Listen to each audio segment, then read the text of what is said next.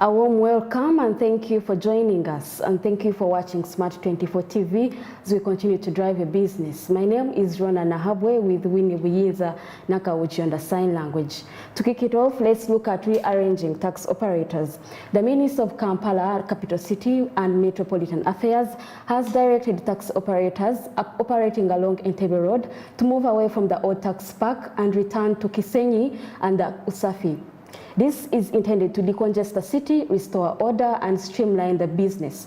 Also, public transport within the central market business. We have more.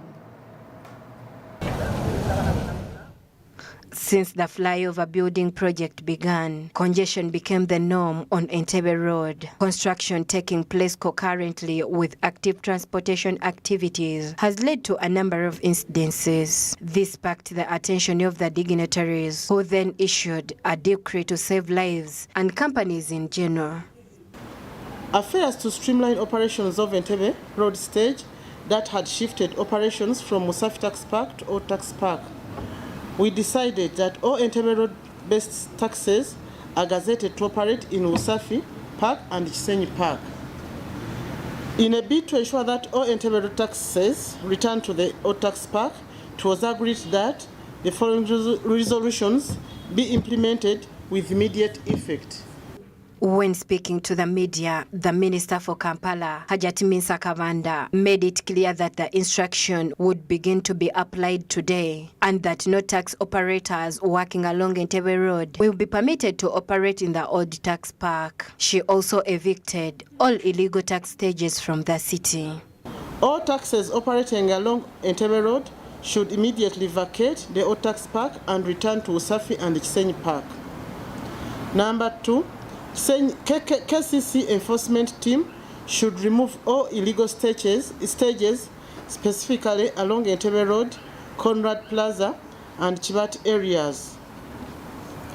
The enforcement team should have permanent presence at these locations to deter any illegal loading. Number 3, KCCA should continuously liaise with the contractor working around flyover project to ensure that street lighting is functional and adequate space is left for pedestrians to walk towards Usafi Market. They should ensure the walkways are free of any encumbrances. In response to the minister's request, the vice chairperson of WUTOF urged the ministry to fulfill all its commitments to the taxi operators before undertaking this significant action. KCCA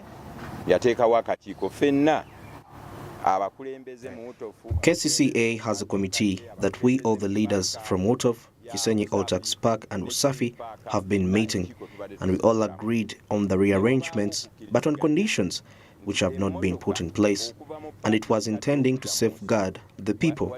But if at all that was agreed on is considered, it's okay to go on with the rearrangements. Other interested parties explained how the directive is likely to assist them in keeping their operation zones open because illegal tax stages are being expelled.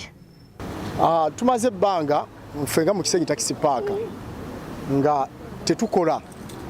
We have taken time not working in Kisenyi Taxi Park due to the directive from the KCCA of gazetting taxis, but we ended up not having taxis in the park as they decided to work along different roads. But we think with the rearrangement, we are going to have to change. Design Nambiru, Smart 24 TV, Business Today. Moving on, while many Ugandans are still trying to recover from the shocks of COVID-19, supermarkets under the leadership of Supermarkets Owners Association, they have publicly expressed outrage over the unfair taxation on the industry that has put hardship on them. Monica Nabionga has more of the details. Being in 2 painful years of COVID, the businesses have been low, the retail trade has been hit hard, and with 2 years coming out of COVID, the businesses are very low, everybody is bleeding. Uganda supermarket owners are outcrying the taxation policy from Uganda Revenue Authority that introduced a freeze as a new way of taxing them. They are saying that this system is not favorable to them since even the internet in Uganda is unstable. That most of the supermarkets are already digitalized. They sell through computers. So we have the display in the shelves, but we also have a digital display of the items that we sell. Now, this digital display needs to be able to be matched with the system that the URA has introduced, so that if you sell an item from the supermarket, the URA recognizes that item and categorizes it well for purposes of taxation. And as supermarkets, we find a very big challenge, a big disparity in the categorization of these items, especially what the government of Uganda decides for economic management to exempt from paying taxes. At this meeting, we picked an example of milk. Both pasteurized milk and the ultra-treated milk are exempt items in the current regime of VAT taxation. But you will find that the EFRI system recognizes those items as standard items, therefore paying 18% VAT. So if you are not careful as a business practitioner, then you are paying VAT to the URA, allegedly collected from the from your customers, but for an item which is exempt. Supermarkets in Uganda have a big impact on export promotion and agro-processed food production. Although there have occasionally been instances of these stores going out of business and failing to pay their local suppliers, the organization has promised to address this. The biggest problem we have had and we're trying to address was the issue of non-payment of suppliers when these supermarkets have failed. Most of these supermarkets have failed for one reason or another and quit this economy, and they have quit with suppliers' money. It's a very big issue. Ugandans fear buying products from supermarkets, claiming that they are too expensive and some of them are on a substandard level. This has left many supermarket owners in losses. Monica Nabyonga, Smart 24 TV, Business Today. Let's talk about women in fintechs. Now, as technology continues to improve financial services, women must grasp into the opportunity to transform from within. Women in Fintech Hackathon has contributed to achieving a fair and field by encouraging African female innovators to fully realize their digital dividend and potential. We have details in this report.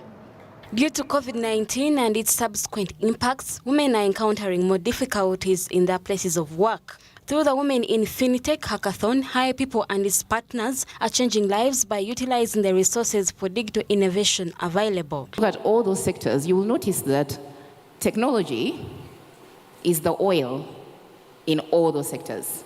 All those sectors can literally leverage technology, innovation, and new ways of thinking to become more sustainable, to become more profitable, to become more productive.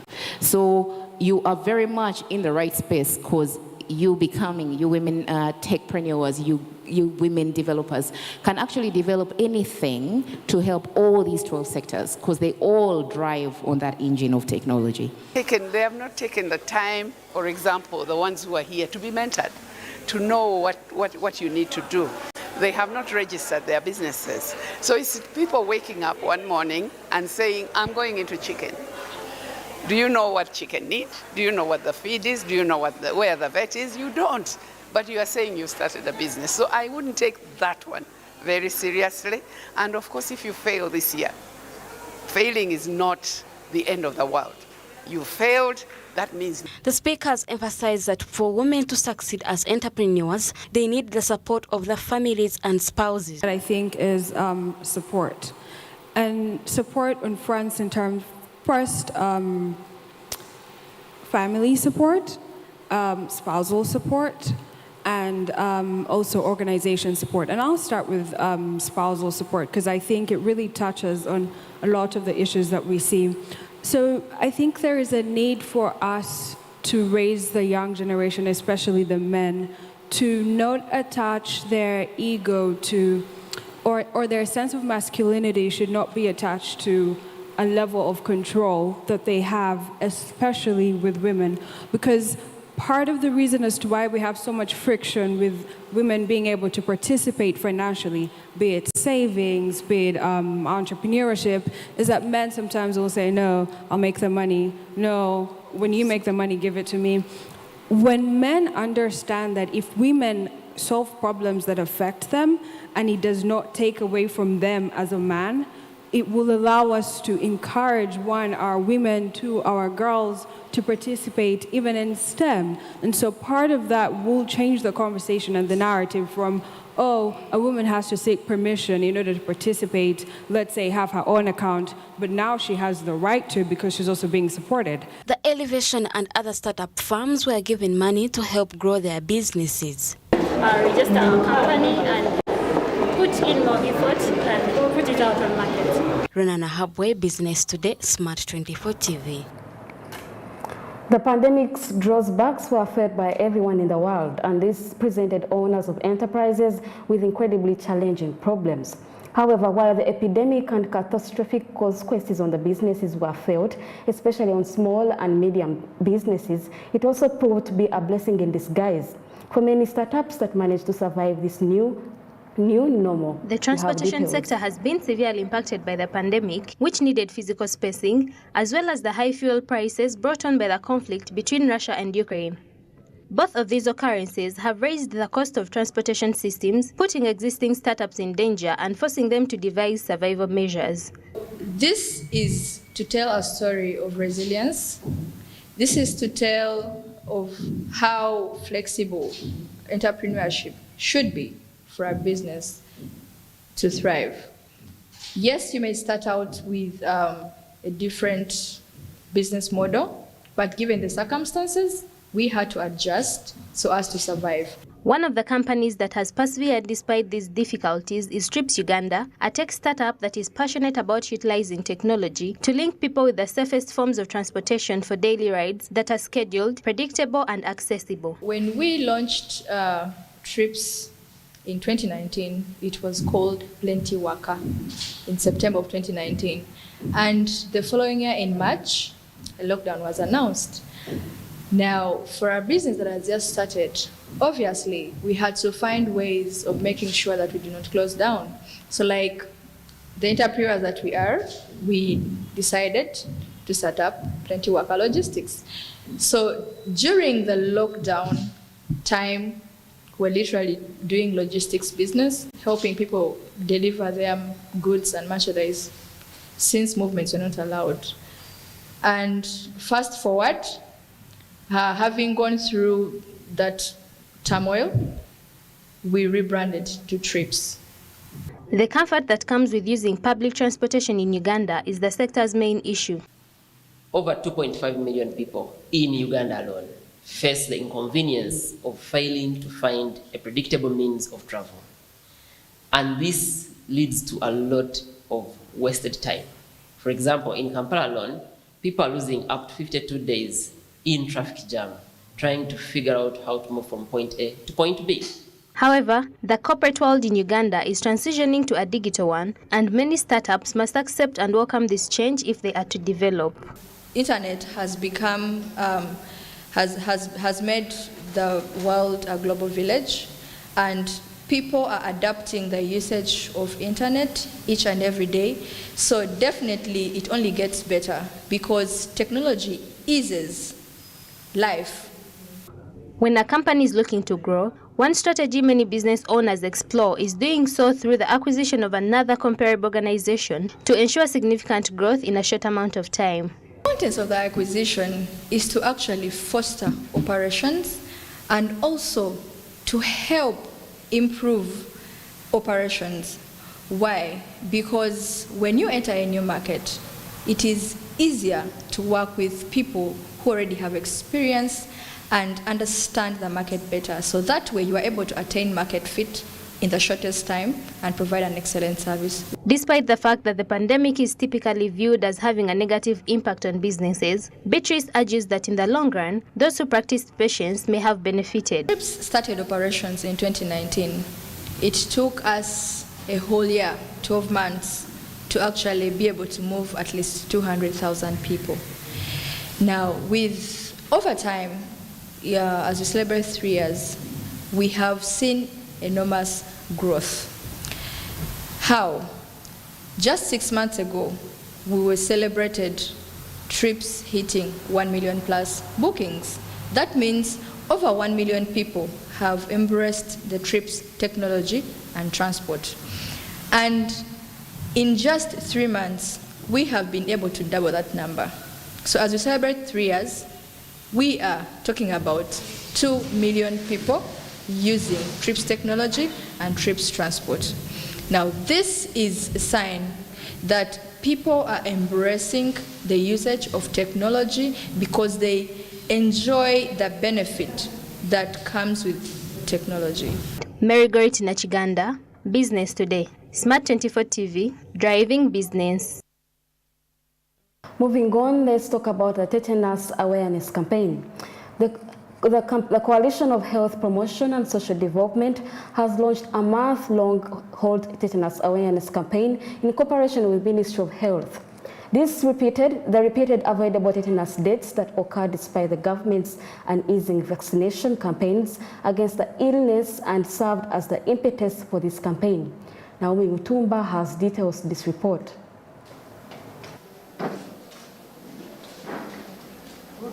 In the financial year 2018-2019, average total facility immunization costs were $14,415 with a range of $8,205 at private for-profit hospitals to $47,094 at public health facilities. Vaccines and supplies were the main cost driver, accounting for 63.6%, followed by personal costs at 24.0%. Routine facility-based immunization had the highest cost with an average of 47.9%, followed by outreach services at 32.3%. The average cost per dose administered was $1.4 with a range of $1.0 in larger health centers. Tetanus burden in Uganda. So according to the statistics we have about 3,000 to 5,000 people get tetanus in Uganda. That's according to the National Expanded Program on Immunization, popularly known as UNEPI. And worse still, most patients die because it requires emergency and long-term supportive intensive care unit.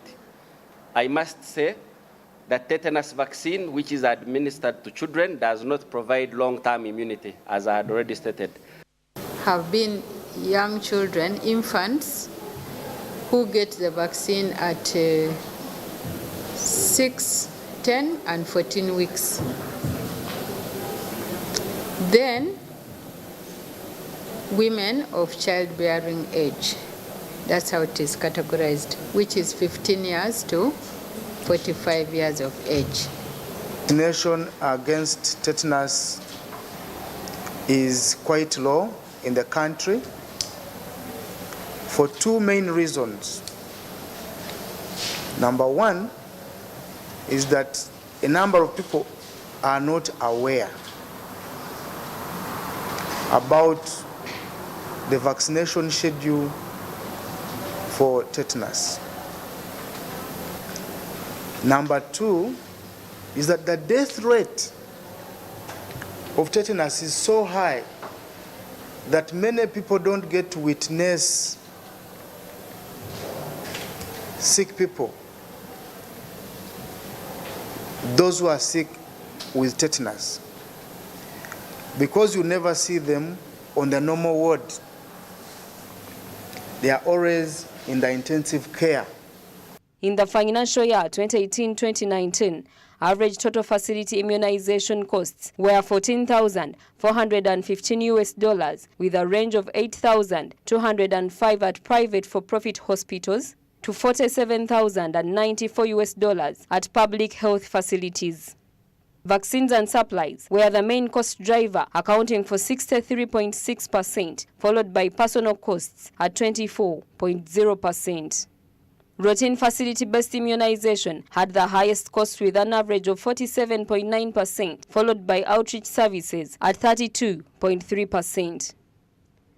The average cost per dose administered was $1.4 with a range of $1.0 in larger health centers. Over 5,000 people in Uganda get tetanus every year.